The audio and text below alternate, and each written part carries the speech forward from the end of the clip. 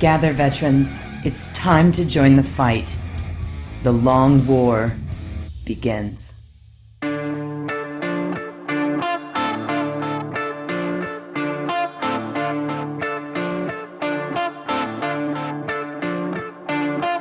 This is The Long War. That was my best Robbie B voice that I could give everybody. You know it is. This is Juice. Stephen Ford checking in here at the live podcast that we got going on. We've got Kenny Boucher and Mike Haspel. I am Mike Haspel. Wubble up a dub dub over here. Oh my God, Rick and Morty. Did you watch the Georgia court transcription Rick and Morty like Comic-Con after hours thing they did? No, I did not yet. No, It's in my queue. Haven't had a chance to watch it yet. It's glorious. It became more glorious when I realized it was real. Anybody who hasn't watched it, I think Evan Valdyke shared it on my timeline recently. Yeah, Evan, you should post that shit up somewhere for people to see. I know he's watching. You're an animal. I love it. So tonight we have got some we just left ATC that's about to go down. Inside the Mind of Juice. Yeah, Inside the Mind of ATC this past weekend. Haspel has also got some fresh tournament talk to talk about as well. It's going to be coming from the Combat Patrol side of Warhammer. So that's going to be kind of cool. And then obviously we're going to be repping with the webcast recap a little bit, giving some shout outs. And then we're going to dive right into, as always, as recently always, the ever so popular, always relevant because there's no way they could ever mess it up whatsoever at all, Chaos FAQ version. What's new in the FAQ? Nothing. God damn it. That's what you get for following him. God. For being against the Emperor, yeah. I mean, it is just unbelievable Wednesday after Wednesday. Obviously, with the Inside Juice segment, that's awesome because the ATCs just happened last weekend. That's a big event for everyone here on the show. We always talk about it. It's one of the best events of all time.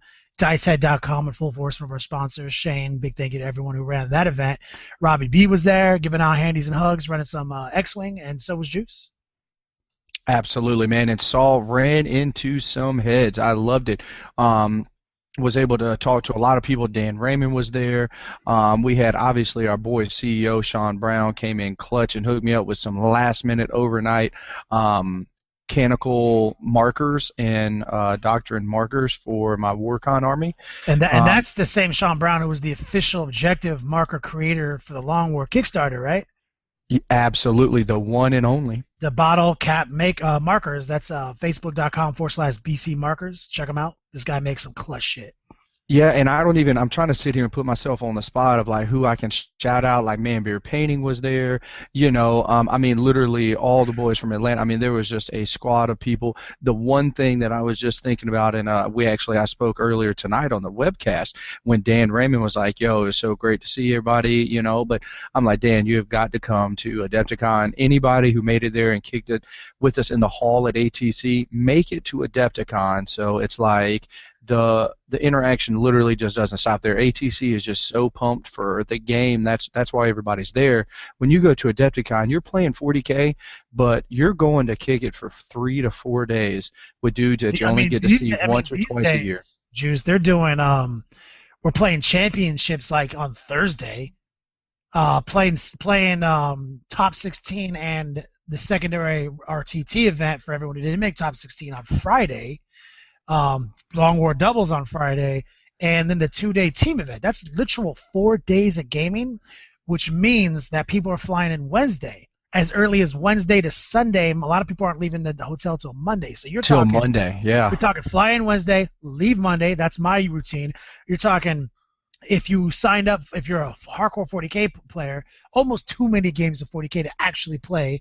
And if you don't feel like you want to play every day, that's good because you still get all your you all get all your games in. You can still play the championship, kick it with the Long War doubles, have like literally 10 hours still to kick it and still kick it with everybody and have some drinks and give out some handies and hugs. It is definitely the premier event in Warhammer 40K. It is our biggest event. Yeah, I would like to say this. I talked about, I went to Adepticon 3 years in a row, played in the singles. Maybe it was 4, I can't remember. But I was like, eventually, I'm just going to pull the trigger on not playing in the singles. Like, doesn't that sound like bonkers? You're like, The first wait year a I second. did that, it was hard. It was definitely Yeah, hard. You know what I'm saying? But then let me tell you, yeah, this past year at Adepticon in Chicago this past year, it was unbelievable. I didn't play in the singles. I didn't play in it at all. And I walked around the room the entire time. And I didn't feel any, and as you guys know, I like to be a competitive 40K player. I will play the list. I'll do anything else. I feel like I can play my best game against anybody else's best game. But I felt it was so cool to get chocolate twisted, Wednesday night when we flew in, kicked it all day Thursday during the champions and whatnot, able to get the social on our 2-man bringing the hobby back tournament, followed by the team event. Like, you're basically running down. If you're a 40K player and you're overzealous, you just signed yourself up for literally like 13 games of 40K. They used to have a secondary tournament called the Iron Man, which was the combined battle score of the Gladiator, the singles event, and the team solo. So basically, that means you played like something like 11 games, and it was like a secondary tournament. You know what I mean? Like who played all 11 and did the best overall between all 11. Like this, because that was an achievement to say I'm going to play that many games of 40K this week. Yeah, last year, man, I was was playing a game with Juice on Sunday, and had to, I was sitting down because my back was kicking and everything. I started falling asleep at the table. I was that tired. Remember, I left and came back with like 3 Red Bulls or whatever because I was like, oh my god, dude. Dude, you did. But you want to know what? And that's not uncommon, man. Like, that's why that Iron Man thing that Kenny was just talking about was so clutch, is because it is not just like 40K is not just a 3-hour-long game when you go to these events. You're talking by day 3, by the end of your 11th game, by the start of your 11th game, you're talking you've probably put in 36 hours of gaming. You worked of harder thinking at nonstop than you do in your job during the week. That is the absolute truth. You hurt more, your feet hurt, your back hurts, you're exhausted from. It's the only time I set my alarm clock, bro, is when we go to these events. Like, I'm like 6 a.m, god damn it, 4 days in a row, but I'm still going to bed at 2 in the night, having all my adult beverages, It's that's what we talk about, That's not to cut you off there, but like the culmination of like bringing hobby. We talk about bringing hobby back, and a lot of the things we talk about seem really competitive. Everyone's like, oh, but like, how are you so competitive, but you still preach the hobby? Well, the hobby for some people is defined differently than other people. Like, when we say bringing hobby back, we simply mean we've defined it as bringing hobby scores back to Warhammer 40K. That's essentially the limit there, because if you do that, you almost fix every problem with 40K. But when you play this game for years, and we had this analogy, months and months ago on the show. You play for years, you play in your own Beats Lab at home with your boys, and you're using like shoes and t-shirts as terrain. Then you start going to your first tournaments, and you start getting your ass handed to you. Then you start winning games, you start winning local tournaments. Then you start traveling to other tournaments. Then all of a sudden you go to conventions. Like, that is the whole of the hobby. It's the total package. Now, a lot of people are like, hey, I never want to play in a tournament. I don't want to go do these things. It's not where I'm at. Well, it's just because you aren't there yet. Like, you're not there yet. You haven't progressed to that level yet. But eventually, if you are as obsessed with miniature wargaming 40K as we are, there's literally no way you aren't going to end up there where you need to go to conventions and to get your final fix. And even if you don't play in the tournaments, the absolute best displays, the best looking armies you're ever going to see are at the conventions. The best looking models you're going to see, if you're concentrating on painting, they're at the conventions. If you want to take classes from some of the best painters in the world, they're there. And they're talking to you on how they do their techniques, their little cheats, their little, that's become less important now that we have a lot of, the internet stuff. But it's still really cool if you want to just, hey, Matthew, I'm talking about Matthew Fontaine. He's an incredible painter. If you're like, hey, man, how did you get this effect? You can actually go up and talk to him. And that's huge.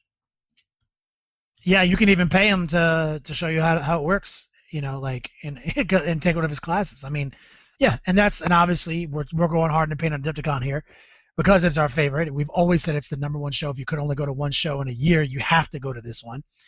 But There's also an amazing other show. It's called the ATC, the American Team Championships. It is not a convention format. It's a tournament format. It's absolutely about who has the biggest American dick in this country for as far as 40K teams go. Because we have such a big country with so many regions and so many clubs, they have a place to go to and go into a 5-man, free-for-all, 1v1 OG team captains format, and they get to walk away saying our shit is the tightest for another year. Yeah, yep.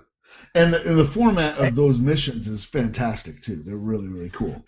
Yeah, I'm not gonna lie, I'm blatantly ripping off some of their stuff for our Long War missions that will have that packet coming out maybe in a month. Haspel, have you had a chance to check out all this year's missions and how they're doing things, how they're scoring things, and everything else? No, I have not. Okay, I'm going off with the old stuff. Yeah, so all that stuff is by the wayside now. Like literally how they used to do things, how they used to score, everything is by the wayside. Like I had to train my brain all over again to learn to figure out what a 33-point victory is. That is supposed to be.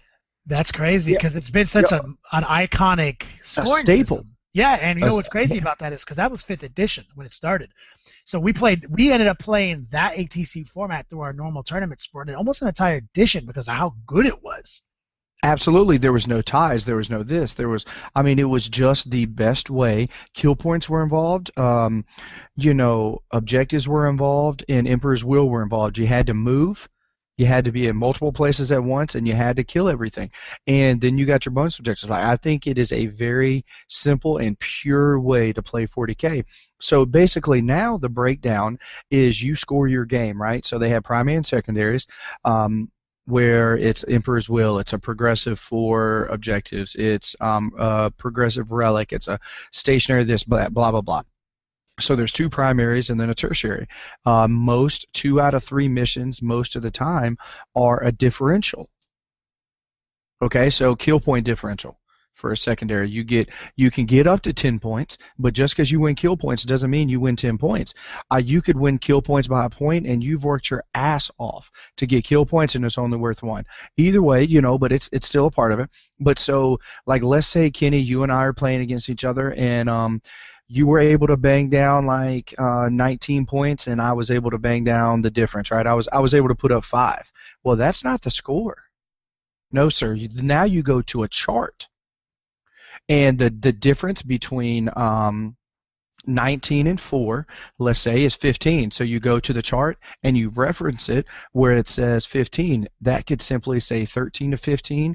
That could say 15 to 16, whatever the case may be, wherever your number falls. Then you look at what your 2 scores will be. That could mean... so it's like bringing back the old minor victory, major victory, massacre kind of format. Absolutely. So and it takes a lot, man, to get a 30-0 or a 20-0, and it was different. Let me tell you that. I loved it. I liked how it played and everything, but they definitely switched it up.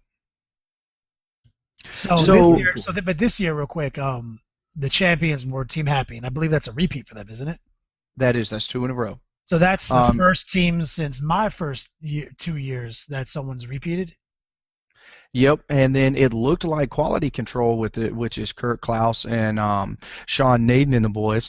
They won 3 years ago, and they had to take a year off because they all went to ETC because they're that tight. Yep, and then so they couldn't defend their title, so Team Happy came in and won that. And then this year they slugged it out. I think it was pretty close, but Quality Control ended up taking second, and Team Happy took first. Not bad. I mean, so congrats to all those guys for getting the second ever repeat in ATC history. Absolutely. So did we want to go ahead and break down kind of the ATC weekend? Or Haspel, do you have anything on what's new and for? We definitely have a tabletop marketplace, some digital. Yeah, we've got a lot of important things happened this week. Like shit to get me ready to go. Yeah, so on the tabletop marketplace, first of all, we've got Rob is chiming in via remote from the secret location, the Secret Cat Command Center, and he's saying that with this via Mini Wars, the first 4 numbers of the new White Dwarf will come with a gift miniature that will be attached to the magazine. So the first mini will come out in September, and it will be worth around €20 is what they're saying, and the price of the magazine is €8. So you're basically getting a very expensive free mini. That's pretty cool. And he said that it's almost as thick as the General's Handbook that just came out for AOS. So that's a pretty beefy article. He said that they are toning down or not going to have any advertisements or commercials in there, and that the commercials for stuff will be announced weekly through social networks and no longer in White Dwarf. So that's really cool because before they went to the weekly format, White Dwarf was basically just a big ad, with a couple of they didn't have a whole lot of hobby articles. Yep. And it's also the new way of doing ads, where instead of saying like, here's my newspaper, here's the news, and here's a coffee ad. That right. Now the way they do it is we got to advertise coffee. Let's get 6 articles about coffee. You know? Right. Wow. So that's how White Dwarf would also become. Like, these are the 3 things we need to advertise this month. Everything else about hobby is going to be about those things too. So like, it's cool to see them get away from that. Yeah, so we're looking for that. A couple of other things that are really cool that people may have missed is Forge World released an FAQ that introduced all the Forge World flyers with Death from the Sky stats. So look out for that on Forge World's stuff. They have that. The General's Handbook has now come out, and it also came out on the Age of Sigmar app. It is a little bit cheaper on the app than the physical copy, which is kind of neat. And I went ahead and downloaded it, and I did have some issues downloading it, but I think that was actually my iPad, because on my phone it just downloaded fine. So on my iPad it didn't want to download. I had to go through all this rigmarole and uninstall the app and reinstall it, and then it worked. So if anybody else has that problem, let us know. Yeah, that's so. One thing I'm slightly disappointed in, but it's not a big deal, is I was hoping that once you bought the General's Handbook, it would unlock point values in the app on the War Scrolls, and that is not a thing. So I'm a little bit disappointed by that, because it would have been really cool to just be able to pull up the War Scrolls and have the points right there. And obviously, I'm not expecting them to give us the points for free, since they want you to buy the book. Let's see. The other big news, especially today, is Battlefleet Gothic Leviathan. Now, this is the iOS kind of a tablet game that is the actual tabletop game of Battlefleet Gothic, and it has been released on Android today. So that is very cool, because now you've got it for iOS and for Android. Yeah, that was something that was pissing me off. That I'm all Android all the time. And this game, if you liked Battlefleet Gothic at all, it is absolutely worth picking up. It's different than the Battlefleet Gothic Armada, which is more of an RTS, PC computer game. It's a tabletop naval game with naval. Like it's awesome. This is the actual board game of Battlefleet Gothic. Same rules, everything. It rolls the dice for you and all that. And I'm seeing in the comments here that Rob is chiming in from the remote center, and he says I'm wrong, that it does unlock the War Scroll points on the War Scroll. So I'm like, oh, okay, well that's a good thing. I'm glad I'm wrong. If you're going to be wrong about something, be wrong about something that helps you. Yeah, exactly. So that's a good thing. Let's see what other stuff that came out. Warhammer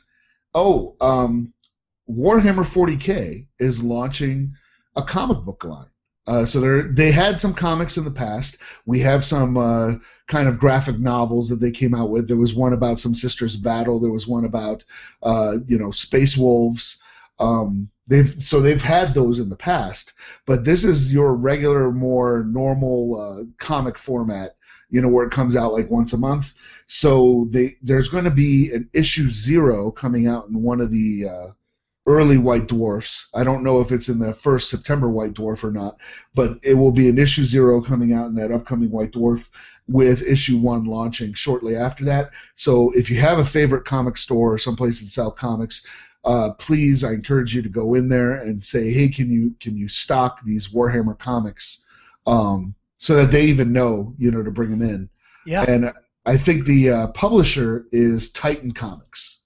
So if they need the actual publisher, that's who is putting them out. And I think that's about it.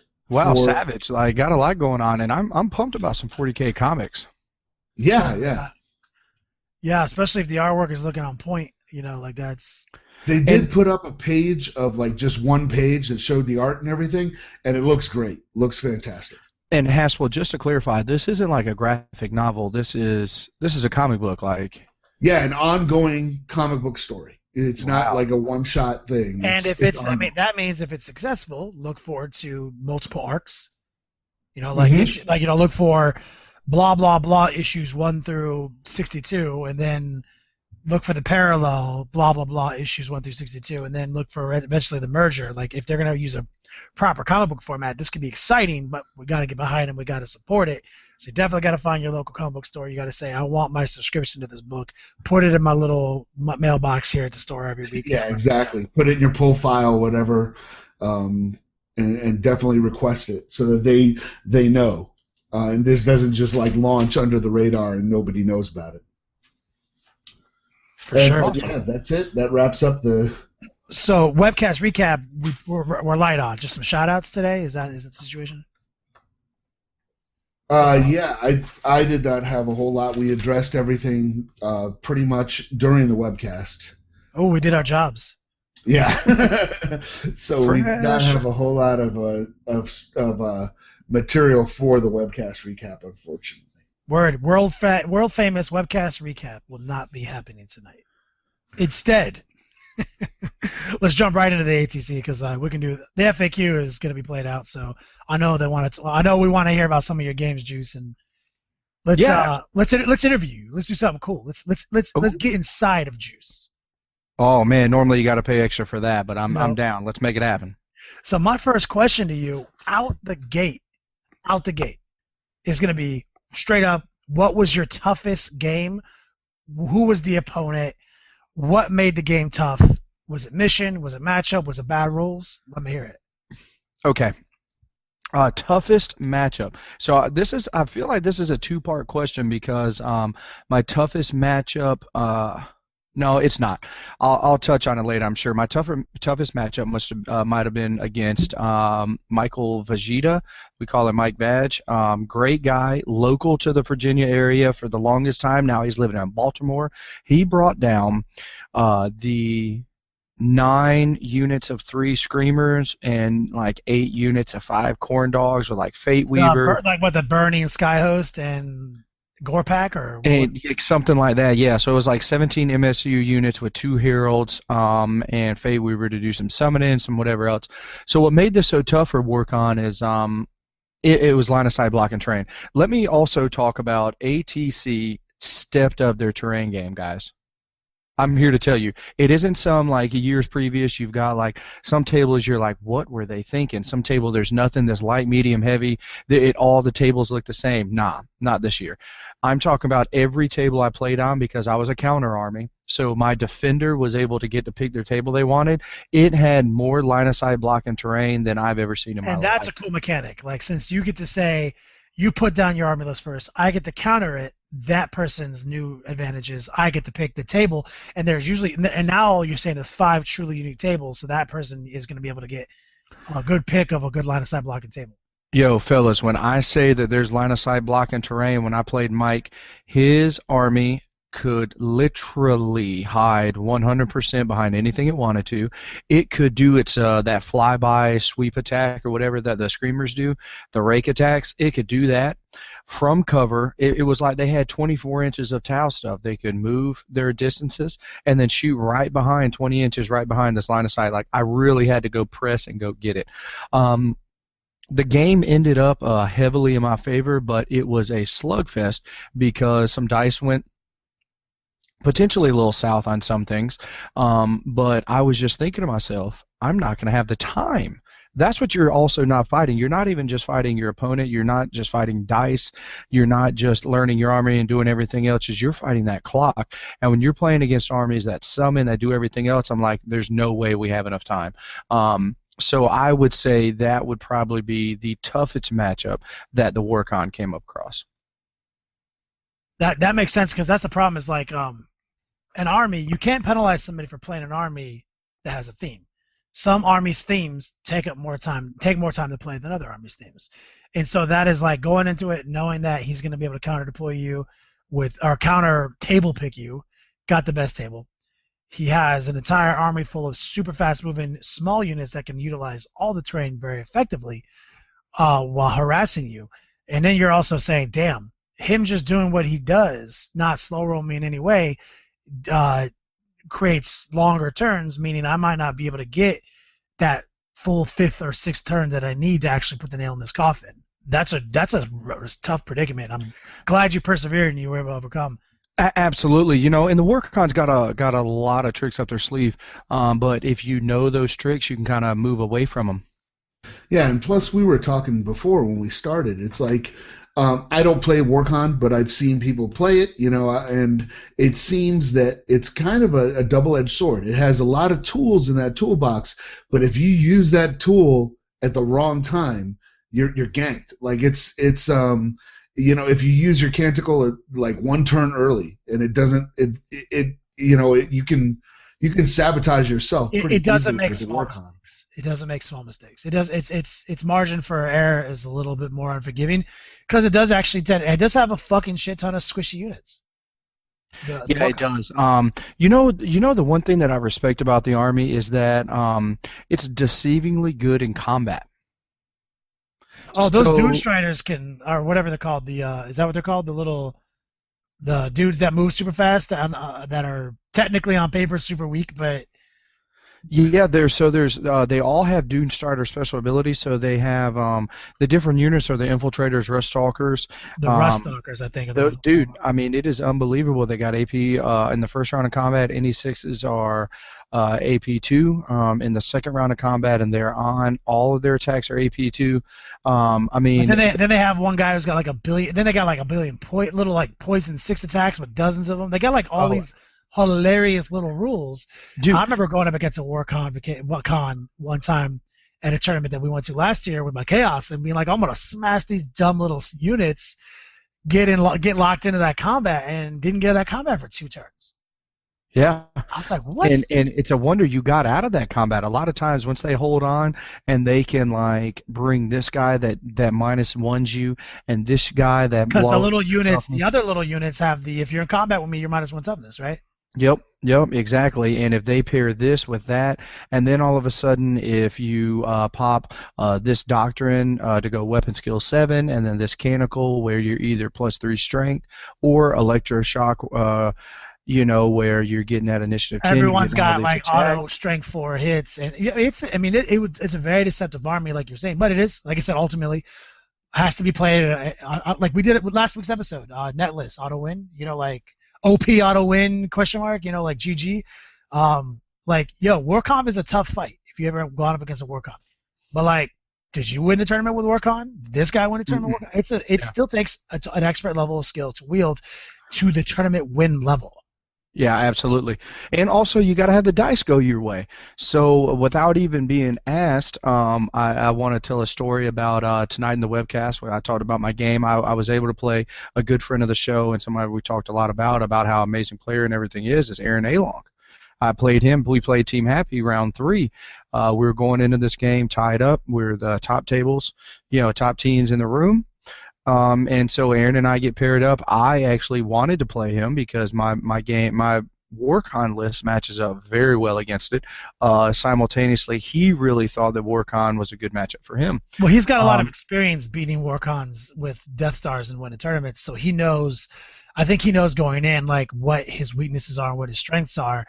Remember, like that, he had Adepticon. He had to win Adepticon by beating a Warcon with missing 125 points of his army.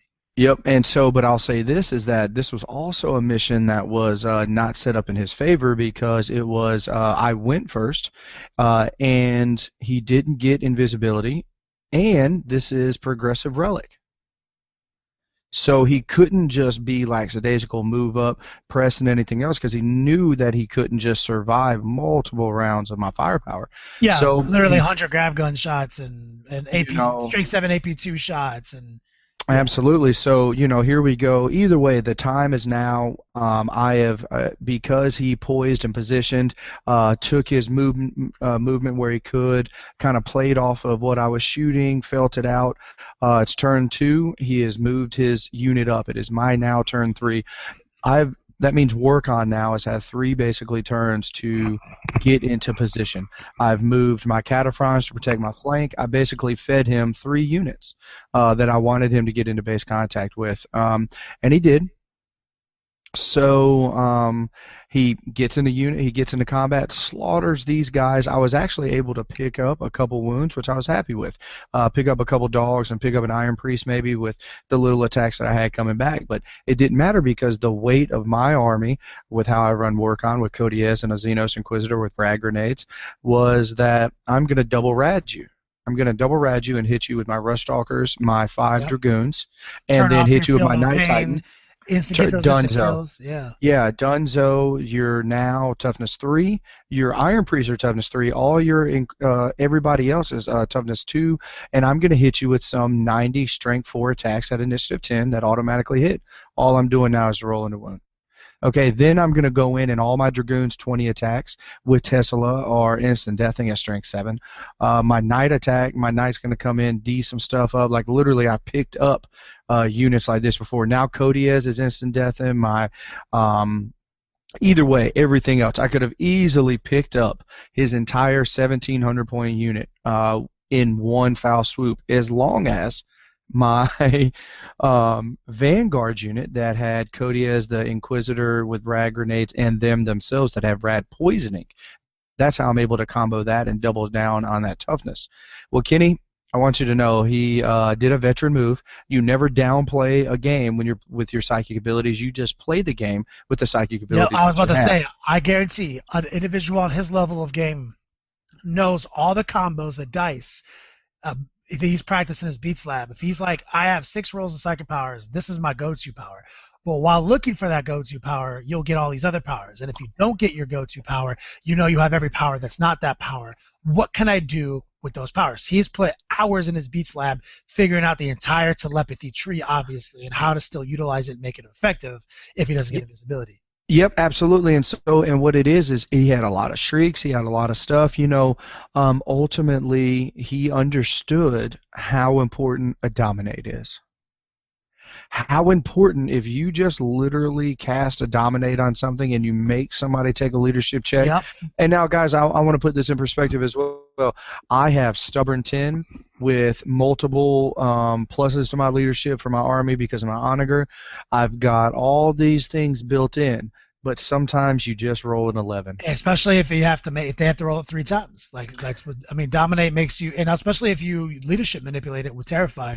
Yep, and so he wasn't able to get any manipulation off. I had still all mine, but I didn't bring something to reroll leadership check. So in the turn in which I was able poised to charge his entire army with every unit that I wanted, my Vanguard one of unit those with units Codiez, mattered more than the other units. This Codiez. Yeah, especially if Codiez is in the unit with rad poisoning him. Absolutely.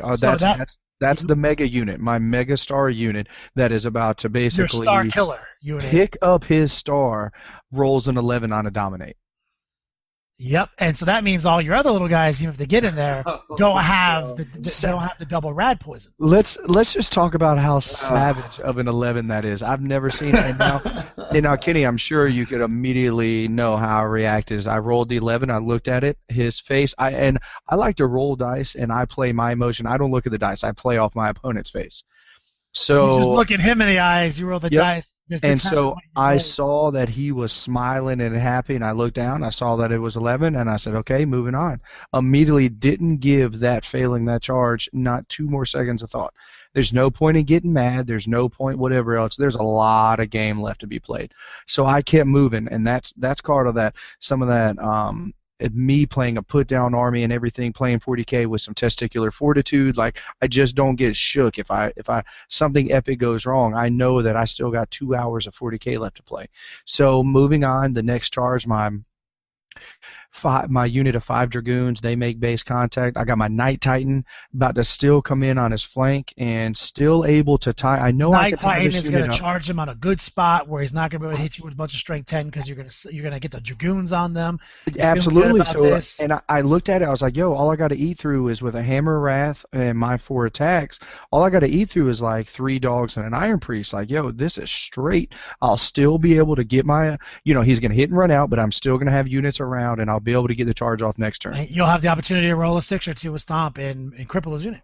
Absolutely. So I roll my. It's now I was around some cover, so I have a 5-inch charge. Roll Snake Eyes. No. I shit you not. In 1 turn, I roll an 11 on a dominate check to be 4 inches away. Snake Eyes fails most charges. That sucks. I roll a Snake Eyes on a charge, being right there. That's just math juice, like you said. If you rolled an 11 on 2 dice, you know what's coming next. So I just started laughing. So either way, it went south on that turn. But I want you guys to know the power of this Vanguard unit that has my Dominus. It has the Inquisitor with Rag Grenades, and it also has got Codiez, and it has the 10-man unit of Vanguard that have Rad Poisoning. He was able to charge in, and we basically, that combat, he was able to just pick up all the models, right? Anything that I still had to charge in, I picked up some models, but he just made me scoop up mine. So the 2 units I have left are my Knight. He charges in the Knight and the Vanguard. The Vanguard basically receiving the charge, and with no other support, because the Night Titan was basically made quick work of because he just was able to surround me with dogs at that point. Straight 10 AP1 attacks if he needed them, and he can also swamp you with the dogs. Yeah. That's exactly what it was. It's like my quality attacks, few in number, weren't able to go where they needed. He was able to just suck them up with dogs. But either way, the Vanguard unit itself took him down to 3 models. It was unbelievable. When you double rad, go +3 to my strength, that means every attack that I'm swinging is instant death. It doesn't matter. It doesn't matter. +3 to my strength. My little strength 3 dudes, that means every time that you roll a 1 on your Iron Priest, that means you get no feel, no pain. Your Ezekiel and all these other guys are toughness 2. They're just literally getting off left and right. The Vanguard unit took the charge from the star that I would probably estimate was at about 1,300 points, 1,350 at this point, and I took it down to about 3.5 models.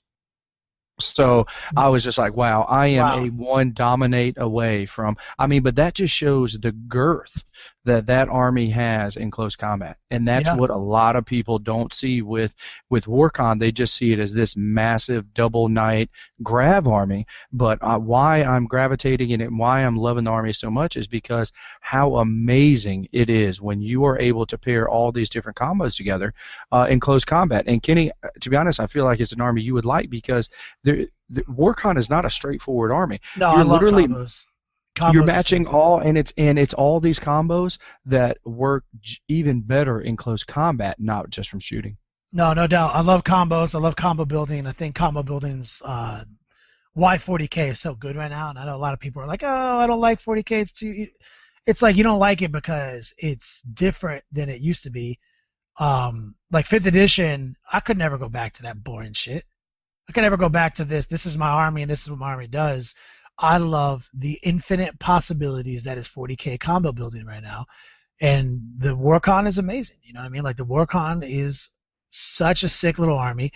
You know, people. I mean, like everyone talks about how strong, how scary it is, and it is. It is a scary list. And the only thing I don't like about Warcon is that even though it has all those combos, they're built into the formation. No, like you know. Yeah, and now that I have some insight, like let me just break down why it is ridiculous. So my warlord is a 15-point alpha in my vanguard.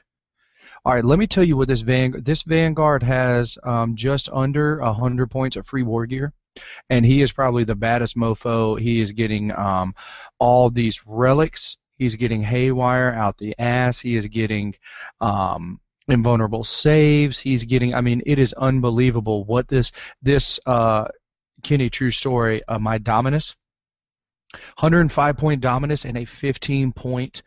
Oh, those guys! I know those guys are so brutal compared. And my 15-point alpha took the charge. Let me just tell you, in game 2, I had a mirror match against a really good Warcon general, and I was able to just like sometimes you just.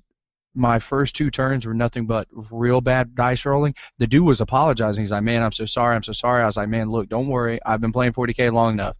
As long as I stay in this game, my dice will come back. And he's like, are you sure? I was like, man, I played a lot of 40K. Don't worry. You know, it's going to be fine.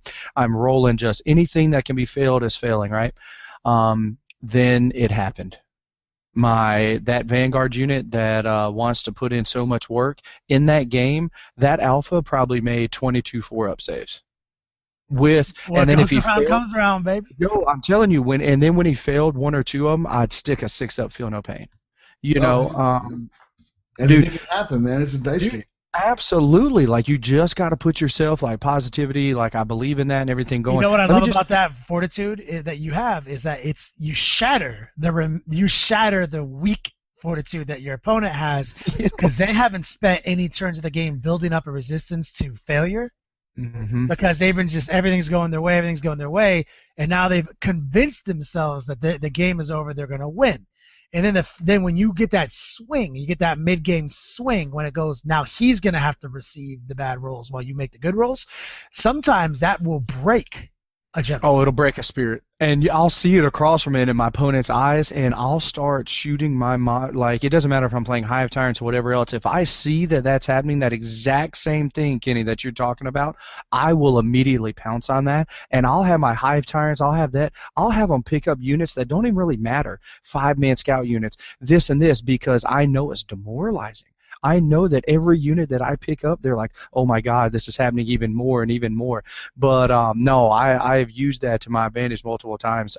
Psychological warfare. At its finest. But so my Dominus and my Vanguard Alpha, by themselves, basically, took the charge from a full Ruststalkers unit.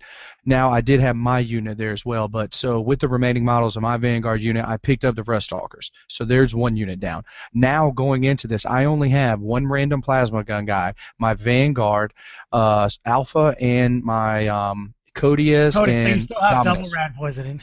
Still double rad poisoning, and I've got my 3 basically characters, right? My Inquisitor got vaped with snake eyes, failed a lookout serve, failed a 2-up save, or 2-up cover save, dead, right? Because of shots on. Either way, so here I go. I'm a 3-man unit, 3-man wolf unit, a wolf pack, and so Ruststalkers dead. Now I'm looking at I take the full shots of double graph from Cataphrons. I take the shots from an Onager and a Night Titan, right?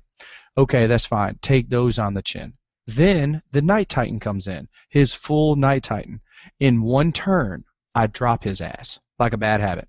With Suffer Through D, sometimes you got to make some 4-up saves. I'm making 4-up invones on my Alpha, on anybody else. It doesn't matter. This unit cannot be stopped. Then I take a Cataphron unit on. Drop them. I take a 2-man or 2 or 3-man Dragoon squad. They come in hot. Lay waste to them. It was just one thing after another. Well, now the game is over. We're looking at time, and I'm playing against a really good general. So we look at the time and we say, oh, there's like 15, 20 minutes left. And we say, hey, look, we look at the table.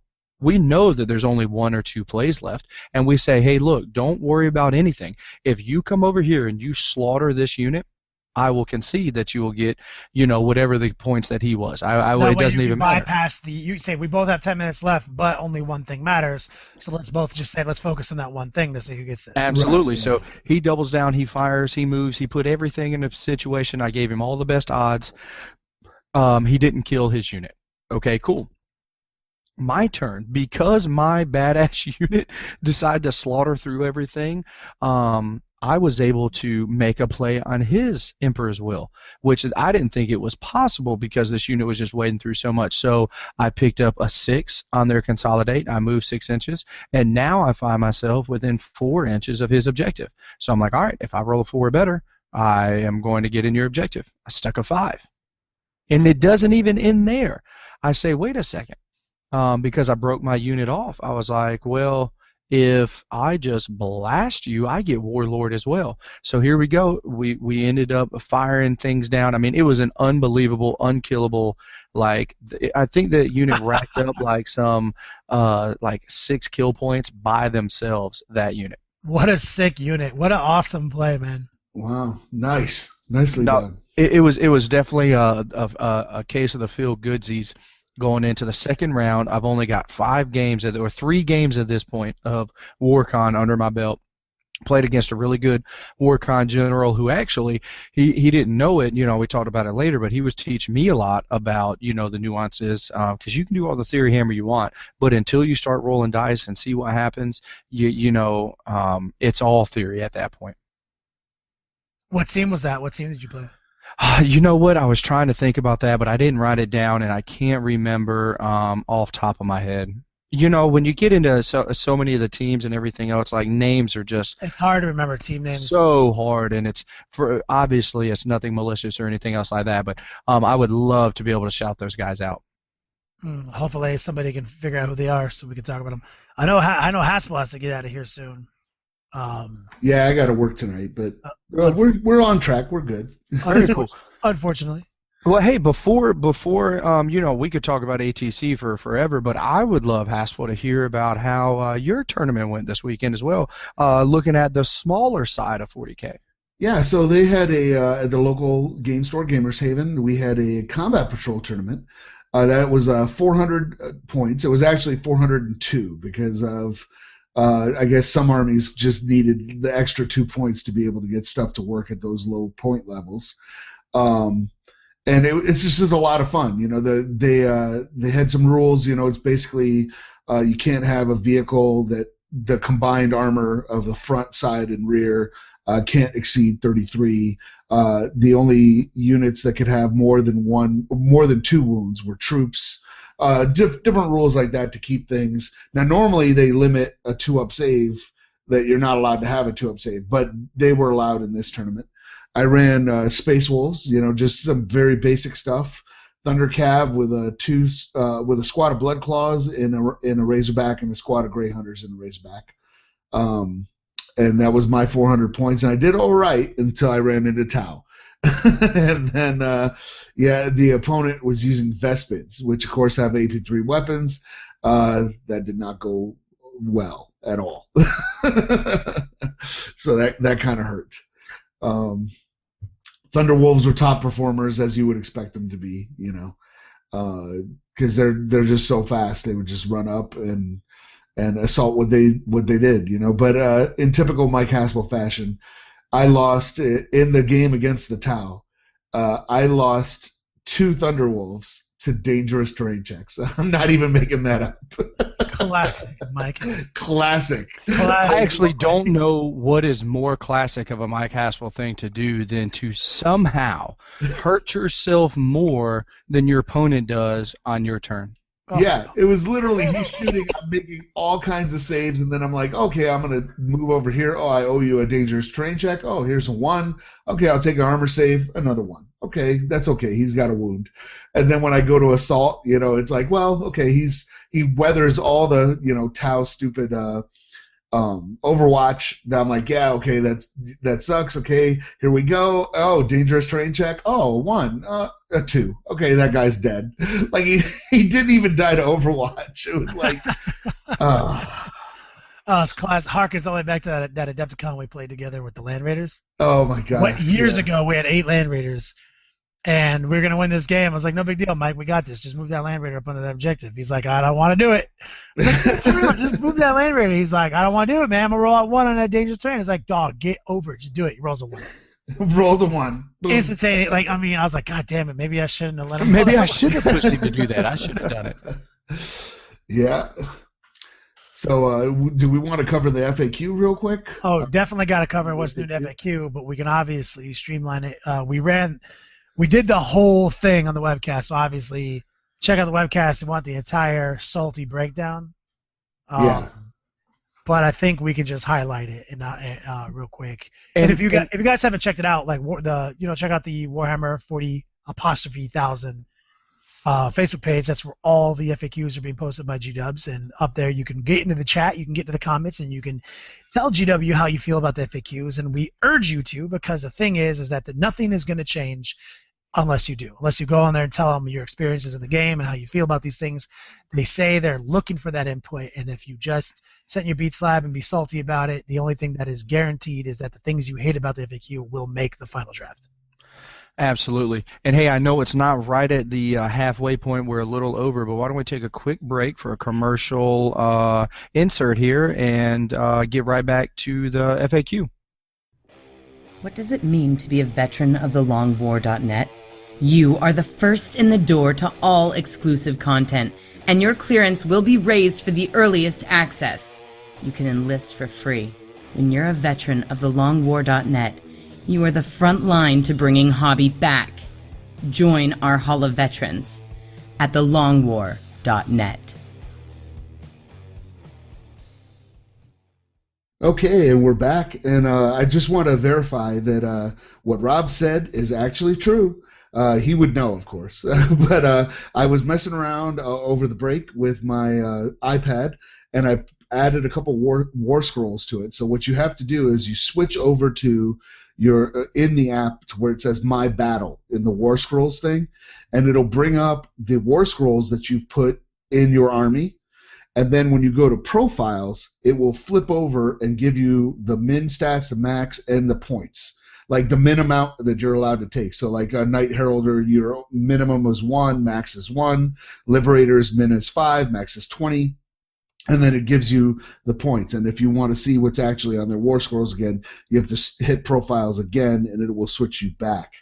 And then you can just go back to war scrolls. So it does work. It does have the points in there. So in my mind, it's absolutely worth picking up the General's Handbook in the app if you're playing Age of Sigmar, because that just makes things super easy. That makes me happy to hear, Mike. That means Rob is always coming through in the Cat Command Center in the Fayetteville Beats Lab. Yep. So what's new in the FAQ? Obviously, nothing is how we spearheaded it. But it is the Chaos Space Marine first draft. And everyone who listens to this show knows that that is my shit. Chaos Space Marine is my thing all day, every day.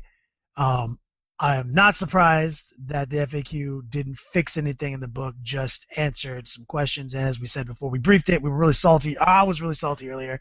But a quick synopsis would be is we have an FAQ yet again filled up with low-hanging fruit questions that are quite obviously not frequently asked questions, but just questions for them to answer that are easy, and only maybe a couple hard questions that matter. And even then, there's ceremonial at least one contradiction. Yes, yeah.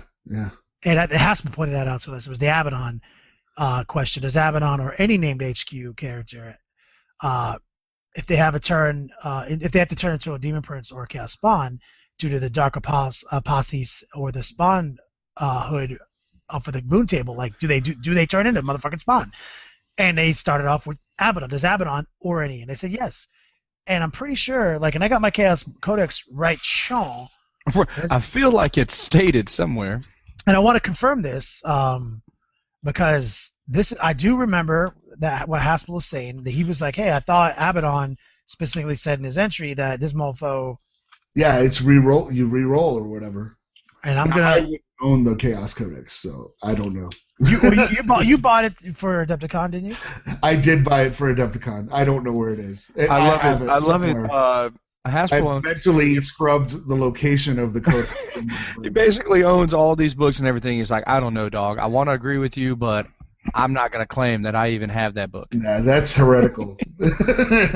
just admitting you own it is heresy, so I can't. And I'm in his profile section, and it's not listed here on page 57 of the book. Okay. But I thought for sure it wasn't here somewhere, so I'm only going to flip around a couple more times. I'm going to go to the boon table and see if there's any note there. But, I mean, we could be wrong about that. First, I'm not seeing like anything that says that Abaddon doesn't reroll. But I'm thinking, here's what I'm thinking. Okay, this is where the confusion is. So if you buy the boon of mutation, if you purchase it for your character, it lets you roll at the beginning of the game to see what your mutation is. At that point, it says if you roll either one of those results, you re-roll. That way, you can't start the game with a free Demon Prince or also with a piece of wargear you bought that makes you a spawn. Now, if you get to the boon chart through winning the challenge, you roll on this chart and you're not protected by the same language. So, Abaddon. Now, this sucks. But it's not 100% as contradictory as we thought it was, but it absolutely sucks that Abaddon is a spoiler. At any point during the last 10,000 years, could have accidentally turned into a spawn. Absolutely accidentally. So I have to feel to myself, I think I say, how many times would he really have rolled on that boon chart? Over 10,000 years? A billion times, dog. A billion times. So why isn't everyone just not a spawn? Why is not every special character just not a fucking spawn, right?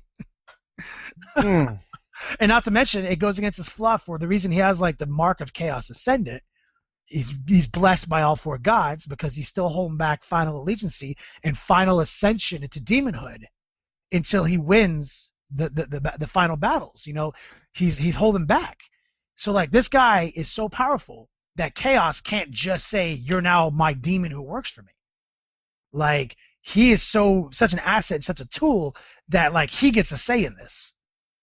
You know what I mean? That he's not a demon, and so that's what dude. He is that Chaos dude. You don't turn that dude into a spawn. You know what? Fuck this guy. He's a spawn. So that's upsetting. Not as contradictory as I thought it was. Now that we read through it, but here's a quick highlight, quick buff because we'll go positives. Karna Betrayer, who always hits on a 2 up and close combat due to the Gore Child. It also works on invisible units. Fresh. That's good that they actually worded that right. Cool. And that's not entirely that wasn't like catching us off guard because the Wolf Tooth Necklace in the last codex, we also all agreed worked that way. Always hit on 3s. Here's one that makes me sad in my heart. Chaos Focus says you always know the Primus power of your patron god, but also in the Chaos Codex it says you must generate at least once, and even here in the FAQ it says you must generate at least 1 second power from the patron second table. Since Chaos Focus is in effect, and I already technically generated Primus, is that fulfill my obligations, and now do I get to roll 3 times in any of the discipline I want if I'm a Master 3 sorcerer? You're like, nope, you can only roll 2 more times or 1 more time depending on your mastery level. I feel kind of bad about that because that was an obvious gimme to let people play a little bit more thematically, because right now everyone playing Cyclopia Cabal or any like Chaos Sorcerers, they play them unmarked. There's not even like anything in the codex that says like undivided anymore. It's literally just unmarked. It's any. Yeah. That's not even a term. That's not even a term. It's like you are a Chaos Sorcerer and you may purchase from these marks. So you're not like Mark of Chaos Undivided, nothing cool like that. You're literally just a buster with your theme held back because if you want to play Chaos, you need all your rolls in the second disciplines.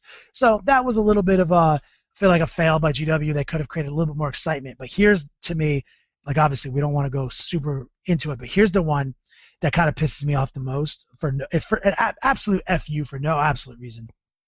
Can the 1001's aspiring sorcerer generate their 1 power from demonology discipline instead of discipline of Tzeentch? No.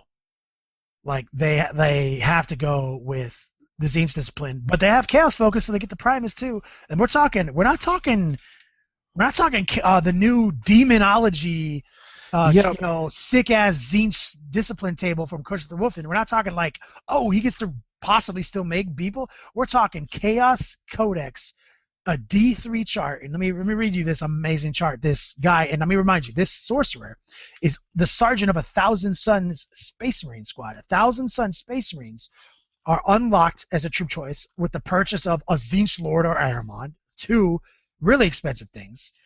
And additionally, 1,000 Suns, I'm gonna give you their point breakdown real quick. This is why this is such a FU to me. This is a unit that I get asked a lot on the Twitch stream, online, and questions all the time. People are like, yo, can I make a Chaos 1,000 Suns army? Can I like actually do that and not just lose fucking 99.99% of all my games?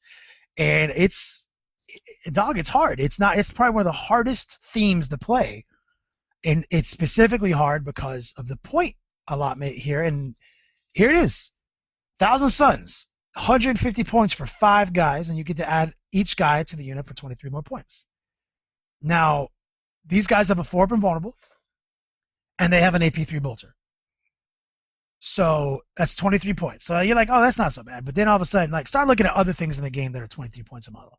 5 bare bones Wolfen with, well, you have to give them a weapon. So let's just give them the Great Frost Axe because that's the cheapest one. That would be 190 points. So 190 points for 10 wounds with Feel No Pain. So functionally a 5-up invulnerable if you want to go that route, and also with 4-up armor.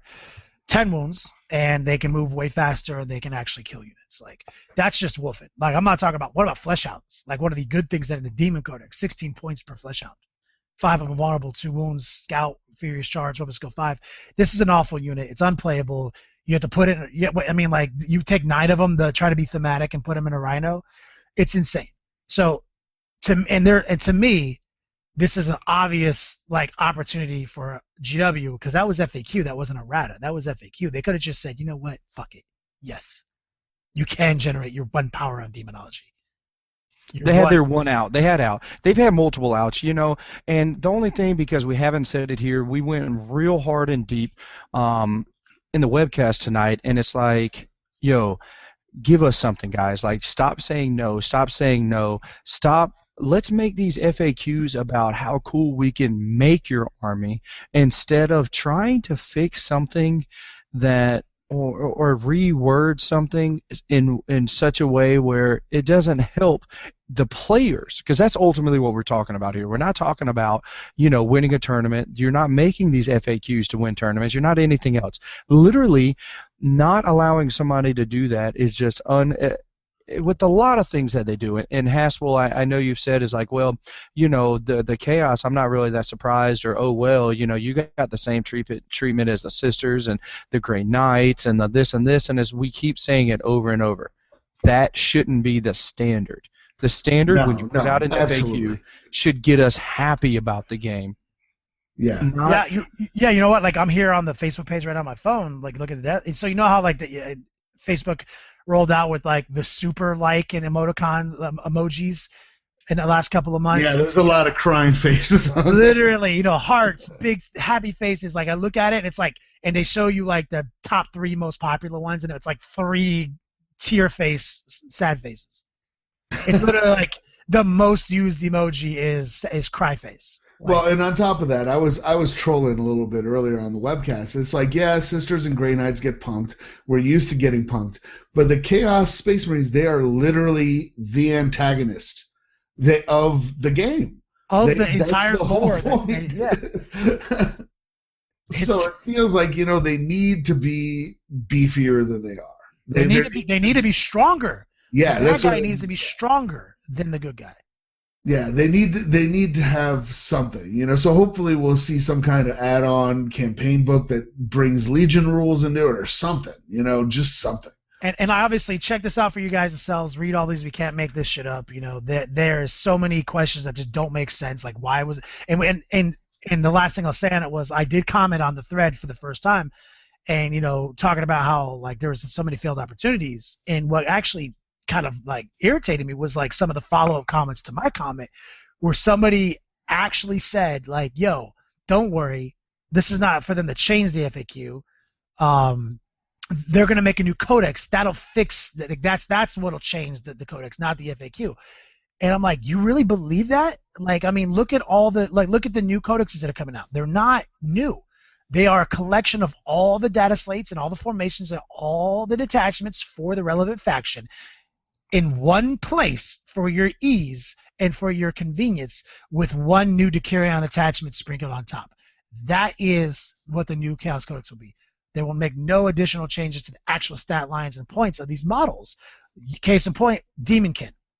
Do you really think that Demonkin, which is a new codex, is going to be out here doing its thing, and then a new Chaos Codex is going to come out and undermine all the point values of all the same exact models in that codex? Like, that's not the business we're in. So that's why I'm saying it's very important, if you're passionate about anything in these FAQs, to get on there and be real with GW, man. Be real, and also, man, Kenny, I love how you said it, is like, be real, but also you led with like, yo, thank you, appreciate what you do, whatever else, but now it's time to be real. Yeah. Thank you for coming back. It's been a long time since you left us. You shouldn't have left us without Don't Beat the Step to you and everything. And that's probably why I'm super resistant and still like, yo, it's been so long since you left me. I don't know if I'm ready. You know what I mean? Like, that's where a lot of that like apprehension comes from. But at the end of the day, I am happy that they're taking an active role in the community, but I am a little like, I'm call bullshit on it. Like, 6 questions in there were obviously not FAQ questions, like frequently asked questions. You're going to tell me this, like, does a Hellbrute that deep strikes from deep strike reserves have a range of 0 or 12 inches on their charge? Like, one guy asked that question. One ridiculous individual asked that question, and that made the FAQ. Yeah, like, come on, man. Like, that's not the point of it, and that's what makes me chuckle sometimes. But you know what? I mean, either way, GW is still doing it. I wish that if they were going to actually spend the manpower or make somebody do it, hopefully this guy is getting paid. Hopefully that that the work and text, the time and effort that you and everybody else who's put in the Facebook, that it's not all for nothing, that they'll actually go in, read these things, so we can have a better 40K. And that's the truth. And we do have a new CEO, and he obviously cares, because a lot of stuff has been happening. Truth, yeah. And they did give the Hellbrute, extra attacks to bring him in line with the other Dreadnoughts. They made the Hellbrute playable, right? I mean, he's auto tag now. Obviously, auto take, dog. You're good. Sarcasm dripping. Yeah, get good at 40K. Play a Hellbrute. You don't know about Hellbrutes, dog? I mean, let me show you, bro. Like, oh my god, right? But I mean, I'm happy, Chaos. I mean, this is the point I'm at now, like, as a Chaos player. We got the Cyclopean Cabal. All these Tau formations and Eldar books and 45 warp spider armies with ballistic skill 5s, and even Tyranids getting a sweet formation where they had 3 hive tyrants available to them. Like, everyone gets, it seemed like, a cool formation, something that was like, ooh, finally Chaos got one too. And so I'm still riding high off the Cyclopean Cabal. It makes a lot of my Chaos stuff work. And so thank you, GW, for looking out for me. Please, when you make the new codex and you give us some new Decurions and stuff like that, please have the Cyclopean Cabal be an available auxiliary or command core to the Decurion. That will make a lot of people real happy. And make it so where, either way, GW, I think there's a lot to come. Hopefully it's not shitty APQs like this. You gotta call bullshit on, bro. It's like a lot of people are gonna say, oh, you guys are really negative about it, real salty about it, and it's. I think even Rob Bear, when we talked today, when he's like, don't be just negative for an hour. I was like, don't tell me how to feel. Yeah, don't put that evil on me. Don't tell me how to feel. Like, I'm not gonna lie to all of our friends who listen to the show. I'm not gonna sit here and, oh, you know what? This is actually why the FAQ is good. I'm not gonna lie about it, man. Like, my emotions are pretty high on this. It finally, like. It was all fun and games when it was all your codexes. You know what I'm saying? Like, now it's real. Yeah. Yeah. Now it's mine, and we got to hear it. So either way, guys, what a great episode tonight. We're able to talk about a lot of major events that have happened, and for everybody who hasn't had a chance to go for the event Adepticon that is going to happen, way to touch on all the cool Chaos stuff that we get, or potentially one day, hopefully, we'll get. Haspel, do you have anything to take us out with? Fighting continues as the Dog Army captures the eastern seaboard. It appears clear at this time that the era of human superiority has come to a bitter end. If you like these battle reports, check out thelongwar.net.